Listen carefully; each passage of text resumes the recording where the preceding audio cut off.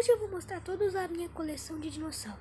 Ó, eu tenho esse Herasauro que eu acho ele bem legal. Ele faz a movimentação ali e ele abre e fecha a boca. Ele é bem simplesinho até que, né? Mas ele é legal.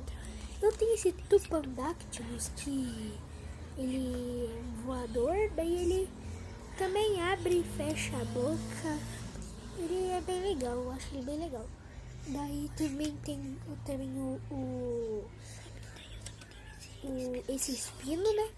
Eu sem querer quebrei o braço dele ali de ficar toda hora mexendo, né? De fazer o grito dele. E daí é isso, daí eu sem querer quebrei. Mas eu tenho esse Parasaurolophus, ele nem abre e fecha a boca, ele só é duro mesmo.